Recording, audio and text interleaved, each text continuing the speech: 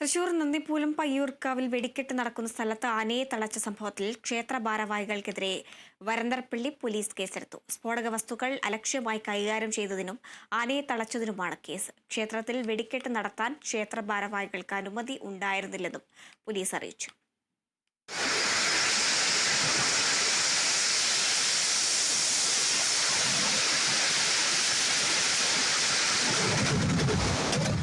കൂട്ടിയെഴുന്നള്ളിപ്പിന് ശേഷം ക്ഷേത്രപ്പറമ്പിലേക്ക് ചേർന്നുള്ള പറമ്പിൽ തളച്ച കൊമ്പനാണ് വിരണ്ടത്. പൂരം എഴുന്നള്ളിപ്പിനെത്തിയ 7-ൽ 2 ആനകളെയാണ് സ്വകാര്യ വ്യക്തിയുടെ പറമ്പിൽ തളച്ചിരുന്നത്.